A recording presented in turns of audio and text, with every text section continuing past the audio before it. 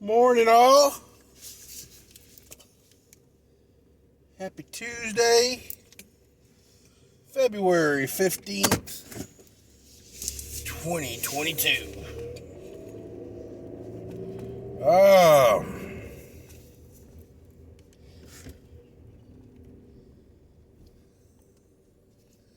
Choices, guys, choices. Making responsible choices. Now, just because you have a list of choices that you need to make doesn't mean that every one of those choices is a good choice. Not every one of those choices is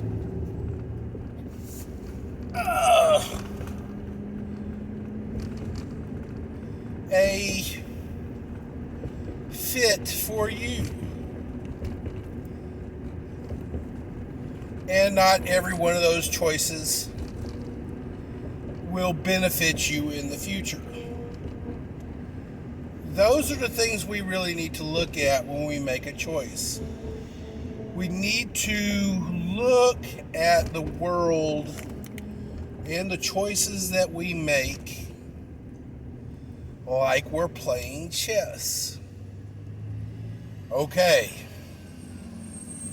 I got accepted to college. What classes do I take? I mean, literally, most colleges have, hundreds of courses you can take. Well, what do I like to do? How can I take what I like to do and make money doing that? There you go. If I like to draw pictures of bunny rabbits, then more than likely I might go into an art major.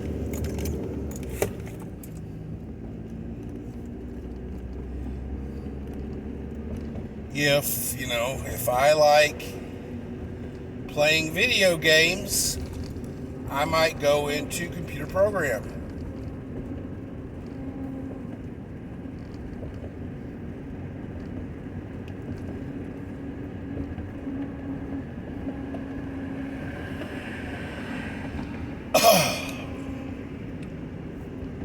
Ladies and gentlemen, even though it's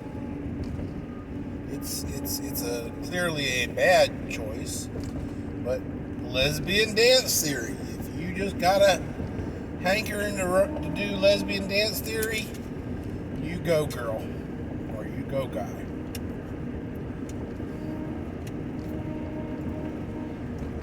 But you know what? In life, our choices are infinite. But let me spin you guys a yarn. And I want to be honest. This tale is one that actually happens in the world. So, very similar happens in the world, or has happened in history. So, don't think I'm just whistling Dixie. Has anyone ever watched the Bee Movie? The Bee Movie is an example, and it's not just a bee, it's the B-E-E, like bumblebees. The Bee Movie is a great example of a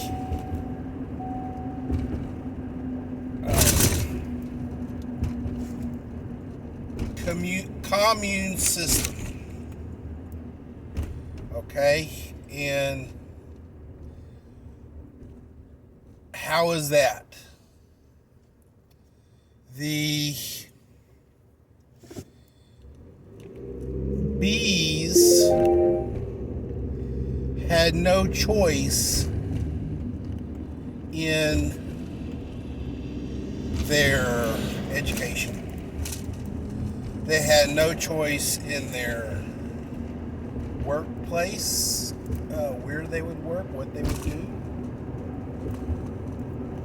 Everything was designed to promote the hive.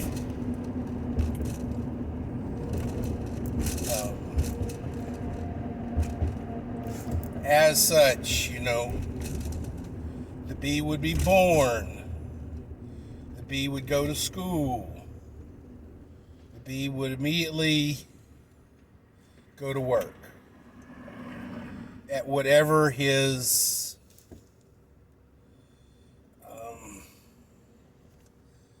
caste or class would let him do.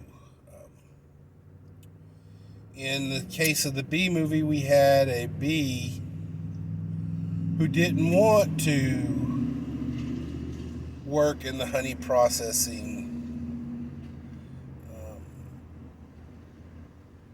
combs and stuff like that. He wanted to go out and look around and find the honey or find the nectar and the pollen.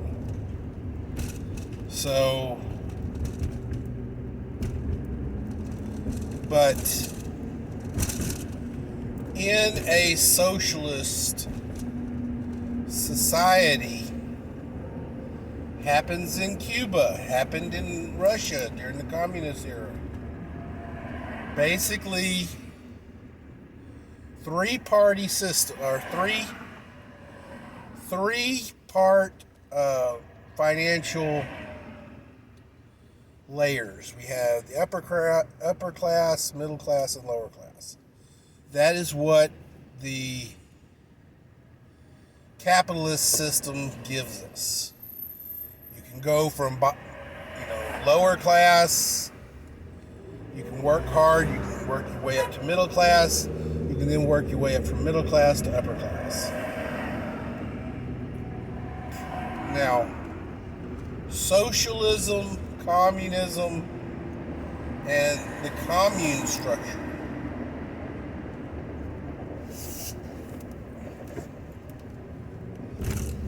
eliminates the ladder that is the middle class. Essentially making the poor poor and the rich rich.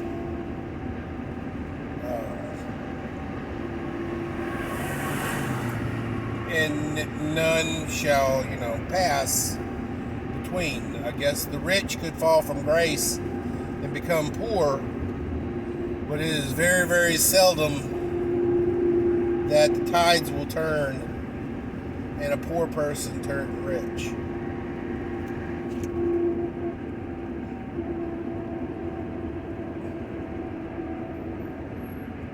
Communism. In communist Russia, it is the societal caste and the worker caste. Basically, you go to work, you come home. You work to feed the machine that is the government.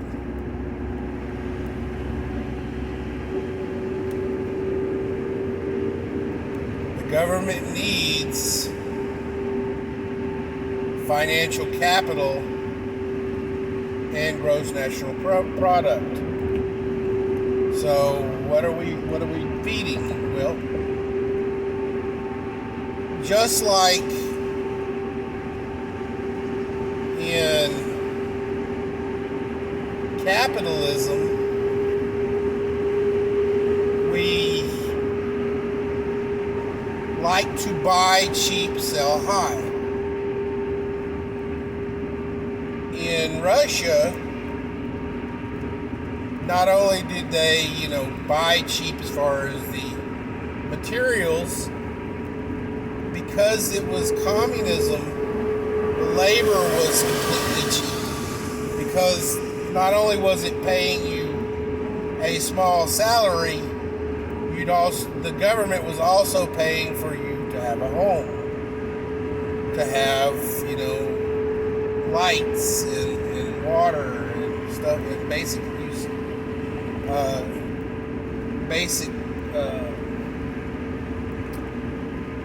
utilities, sewers and stuff.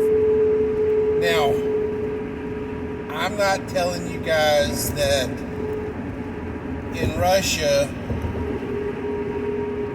they was all living in, 2,000 square feet homes. No.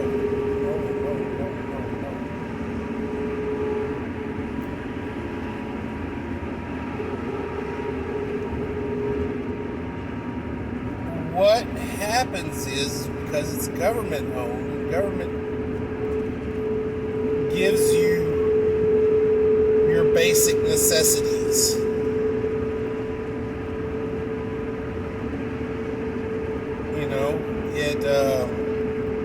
But it rations those necessities. No, nobody's getting a 2,000 square foot home. We're going to build an apartment complex, and everybody's going to have a little, 10 by 10 room, and with a toilet, a kitchenette, and a bed, a Murphy bed.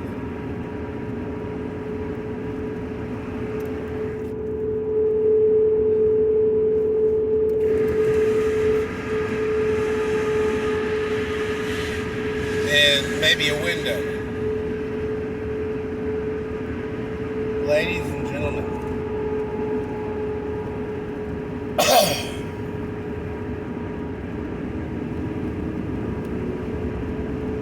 equal pay means that everybody gets paid a little bit.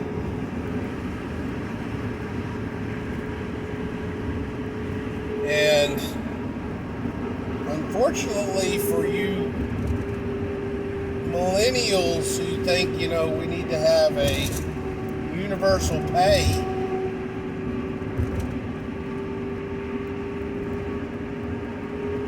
just remember, all of this universal pay will eventually become determined on your age and productivity. Remember, once we dehumanize the human, and Planned Parenthood and those who believe in abortion are perfect examples of dehumanizing a human. What's going to happen? They're also going to dehumanize the elderly. Okay, you're 80 years old. You need 24-hour care. You got a scooter to get you, electric scooter to get you around, and that's about it. You're pretty much, quote unquote, a burden on society. A fetus has been dehumanized to the point that it is no longer a responsibility, it is a burden. You are going to be burdened with a child for the next 18 to 20 years. And if you listen to the Democrats, up to 25 to 30 years. Living in your basement.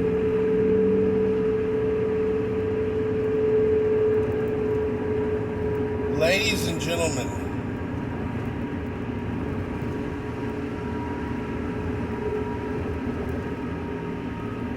anything offered by the government will have strings attached.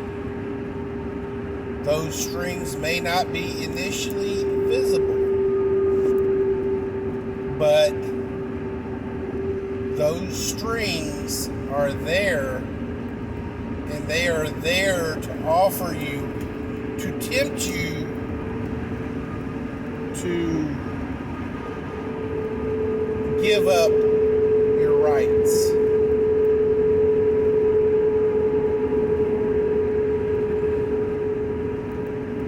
Give up your right of choice. Government will make it for you. You're not smart enough to deal with it. What would happen, guys? Do y'all remember back in probably elementary school when everybody was given kind of a little test? Do you remember what career that test said you would be good at? I don't. I think it was firefighter, but I'm not sure. Could you imagine that in grade school, you take that little test, and the results of that test dictate your next 15, 20 years of education towards that goal of making you a firefighter?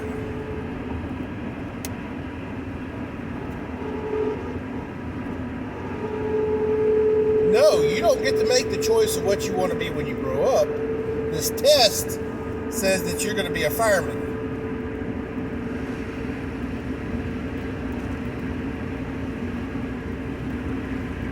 That is what socialism and communism will give you. They take the choices, they take the freedoms we have and give it to mama government. The government then has control of your life.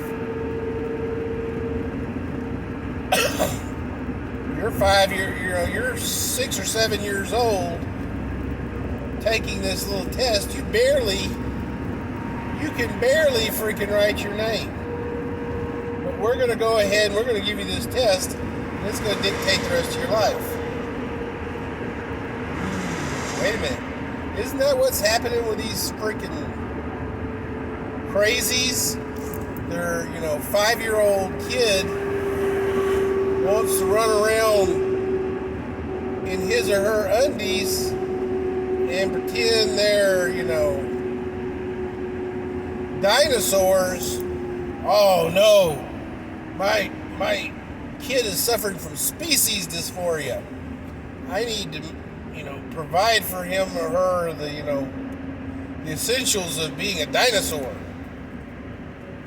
Oh wow, so you're gonna let that kid poop on the floor wherever it decides to poop and pee, and whatever dinosaur it chooses to be that day, are you going to feed it a total carnivore diet or herbivore diet? Ooh. Ladies and gentlemen, the human imagination has spawned us some of the most amazing inventions and so many amazing technologies and books and stories, movies, and the arts, the literature, everything.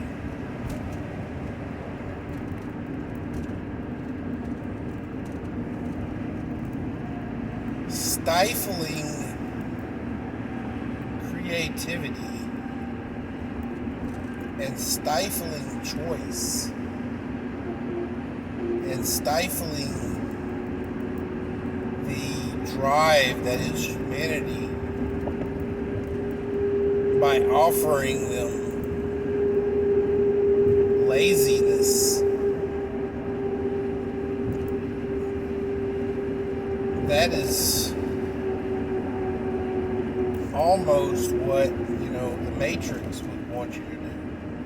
They're going to put you in a pod, hook you up to wires, and use your body functions as a freaking battery.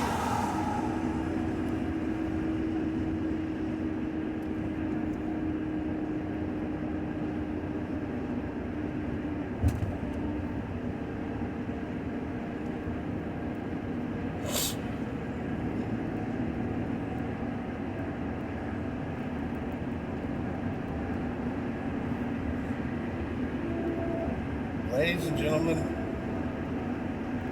something's got to come. Something's got to come. Let's go, Brandon.